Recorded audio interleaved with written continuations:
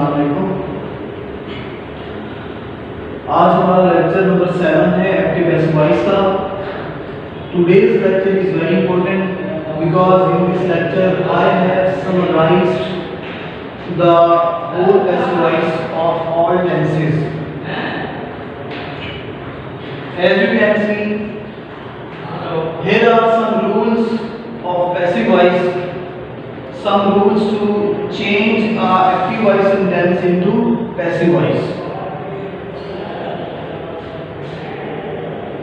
ये लेक्चर बहुत इम्पोर्टेंट है, आप सब बच्चों ने इसको अच्छी तरह से समझना है क्योंकि इसमें मैंने पैसिव वॉइस सेंटेंस को पैसिव वॉइस बनाने के लिए कुछ रूल्स लिखे हैं और ये रूल्स आपको किसी बुक में नहीं मिलेंगे।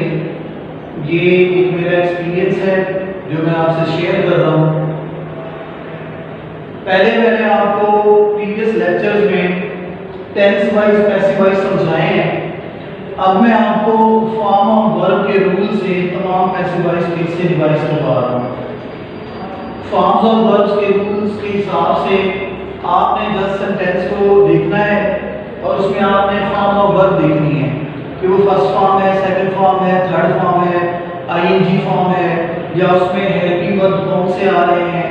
तो टेंस की आइडेंटिफिकेशन के बगैर आप उस फॉर्म ऑफ वर्ब और हेल्पिंग वर्ब्स को देखते हुए आप उस सेंटेंस को पैसिव वॉइस में चेंज कर लेंगे और इन रूल्स के जरिए से आपके तकरीबन तमाम टेंसेस के पैसिव वॉइस भी कवर हो जाएंगे। तो एक तरह से पिछले तमाम लेक्चर्स की एक समरी है तमाम पैसिव वॉइस को फिर से रिवाइज करने के लिए। तो फर्स्ट रूल मैंने लिखा है फर्स्ट फॉर्म ऑफ वर्ब। किसी भी सेंटेंस में अगर फर्स्ट फॉर्म ऑफ वर्ब आ जाए तो आपने उस फर्स्ट फॉर्म ऑफ वर्ब को थर्ड फॉर्म ऑफ वर्ब में चेंज कर देना है। यानी किसी सेंटेंस को आप एक्टिव वॉइस से पैसिव वॉइस में चेंज करना चाह रहे हैं और उस सेंटेंस में first form of verb given है तो आपने उस फर्स्ट फॉर्म ऑफ वर्ब को थर्ड फॉर्म में चेंज कर देना है और उस थर्ड फॉर्म से पहले आपने इज, एम या आर में से ऑब्जेक्ट के मुताबिक जो हेल्पिंग वर्ब सूट करेगा वो हेल्पिंग वर्ब आप लिख लेंगे।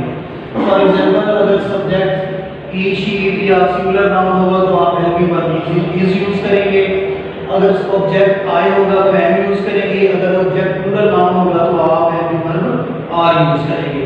और ये वाले हमने सेंटेंसेस पहले मैंने आपको प्रेजेंट इंडेफिनिट टेंस को समझाते हुए यही बात मैंने आपको बताई थी।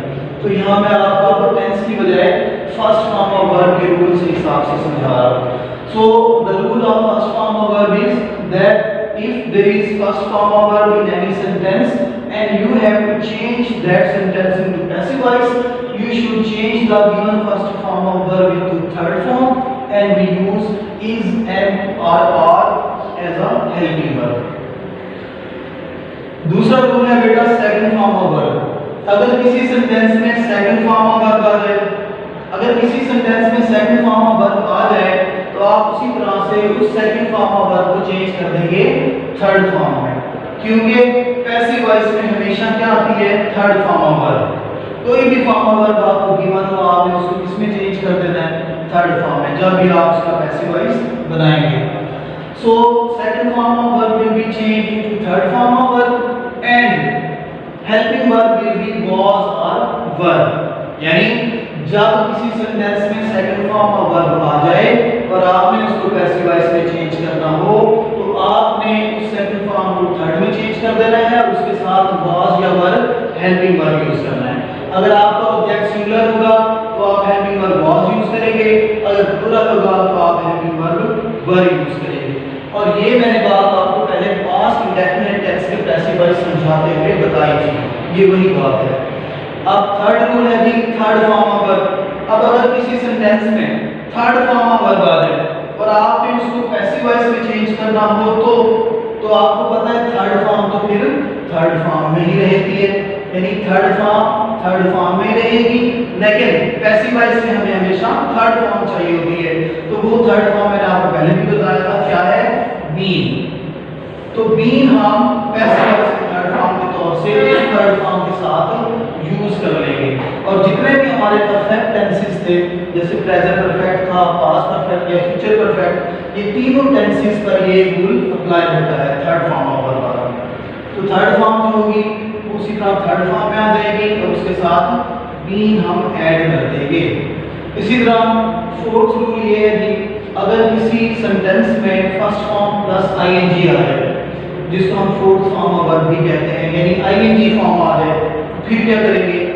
तो फिर वो आईएनजी फॉर्म जो उसमें जो फर्स्ट फॉर्म होगी आईएनजी के साथ, वो फर्स्ट फॉर्म चेंज हो जाएगी थर्ड फॉर्म में। ठीक है, वो फर्स्ट फॉर्म चेंज हो जाएगी थर्ड फॉर्म में और उसके साथ जो आईएनजी दिया होता है उस आईएनजी के साथ हम फर्स्ट फॉर्म भी जोड़कर उसको बीइंग में चेंज कर देते हैं। दोबारा देख लें, अगर किसी सेंटेंस में फर्स्ट फॉर्म प्लस आईएनजी आ जाए, fourth form of verb ING form आ जाए और आपने उस सेंटेंस को एक्टिव वॉइस से पैसिव वॉइस में चेंज करना हो, तो आप क्या करेंगे? आप उस आईएनजी फॉर्म के दो हिस्से करेंगे, एक फर्स्ट फॉर्म का हिस्सा, फॉर एग्जांपल मैं यहाँ डूइंग लिख देता हूँ जस्ट समझाने के लिए आपको। तो डू क्या हो गई? फर्स्ट फॉर्म और ये आईएनजी उसका हिस्सा हो गया। तो आप उसके दो हिस्से बना लेंगे आईएनजी फॉर्म के, एक फर्स्ट फॉर्म होगी, उस फर्स्ट फॉर्म को आप थर्ड फॉर्म में चेंज कर देंगे और उसके साथ जो आईएनजी वाला हिस्सा होगा उसके साथ आप बी जोड़कर उसको बीइंग बना देंगे और उसके साथ जो भी हेल्पिंग वर्ब आपको दिया हुआ हो, इस आईएनजी फॉर्म के साथ हमेशा कोई ना कोई हेल्पिंग वर्ब दिया हुआ होगा। इज एम आर दिया होगा या वाज वर्ब दिया होगा। तो अगर इज एम आर दिया हुआ है तो वही गिवन हेल्पिंग वर्ब रहेगा। अगर वाज वर्ब दिया हुआ है यानी पास्ट टेंस की बात है तो फिर वही वाज वर्ब हेल्पिंग वर्ब रहेगा। इसका मतलब ये हुआ कि आईएनजी का रूल ये है कि आईएनजी के रूल में हमें जो गिवन वर्ब होता है हेल्पिंग वर्ब हम वही रखते हैं, यानी टेंस के हिसाब से होता है वो, और फर्स्ट फॉर्म चेंज हो जाती है थर्ड में और आईएनजी को हम बना देते हैं बी जोड़कर बीइंग। और जितने आपके कॉन्टिन्यूअस टेंसेस हैं वो सारे इस आईएनजी फॉर्म के रूल से पैसिव वॉइस में चेंज होते हैं। तो ये फोर रूल्स थे बेटा फॉर्म्स ऑफ वर्ब के। आगे कुछ हेल्पिंग वर्ब्स के रूल्स हैं, यानी फॉर्म्स ऑफ वर्ब्स ये वाली अगर आ रही होंगी टेंस में तो आप इस तरह से इनको चेंज करेंगे, और अगर इनके साथ ये कोई हेल्पिंग वर्ब्स ही होते हैं, अगर ये हेल्पिंग वर्ब्स साथ आ रहे होंगे तो आप इन हेल्पिंग वर्ब्स को कैसे साथ चेंज करेंगे। मेन जितने भी टेंसेस हैं या जितने भी पैसिव वॉइस एक्टिव वॉइस हैं उन तमाम में सिर्फ दो चीजें ही इंपॉर्टेंट है, एक फॉर्म ऑफ वर्ब, दूसरा उसके हेल्पिंग वर्ब्स।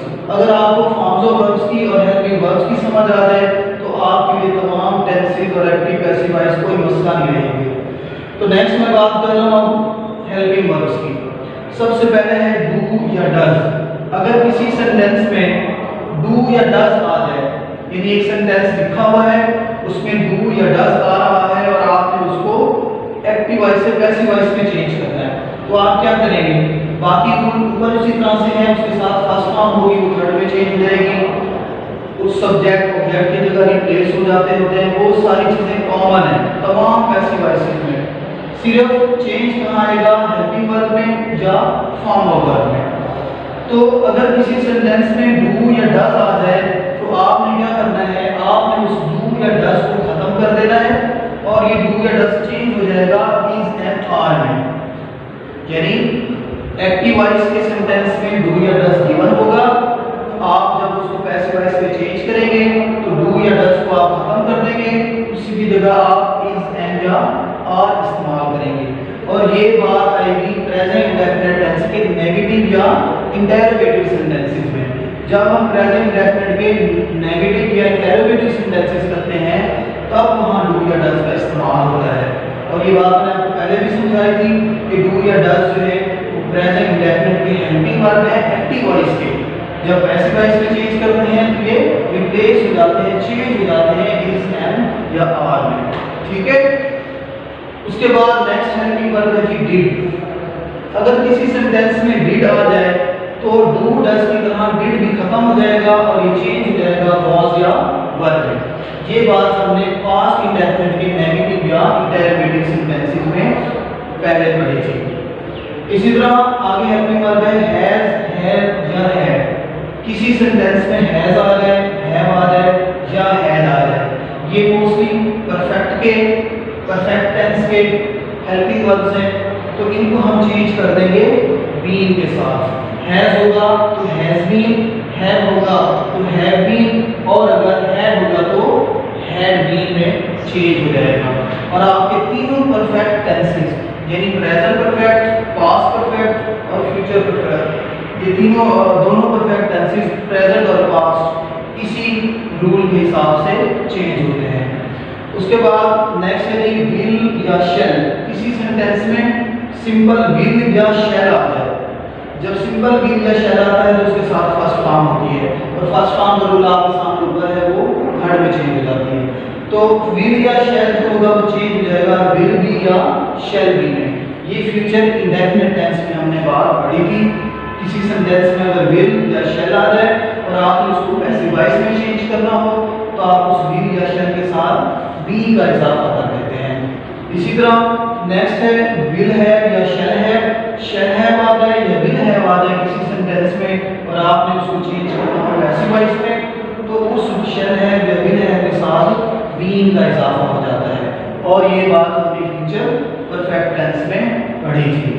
तो बेटा ये कुछ रूल्स हैं सेंटेंसेस को एक्टिव वॉइस से पैसिव वॉइस में चेंज करने के, ये आपके बहुत काम आएंगे। आप इन रूल्स को फॉलो करते हुए भी प्रैक्टिस करें। टेंसेस भी मैंने आगे मेंशन किए हैं, ये टेंस वाइज भी मैंने आपको पहले पैसिव वॉइस समझाए हैं। अब मैं आपको फॉर्म वर्ब और हेल्पिंग वर्ब के रूल्स के जरिए से भी एक लेक्चर देना चाह रहा था ताकि आपको और ज़्यादा बेहतर अंदाज से समझ आ सके। इसकी आप प्रैक्टिस करेंगे। कोई मसला होता है, कोई इश्यू होता है तो आप मुझसे सवाल कर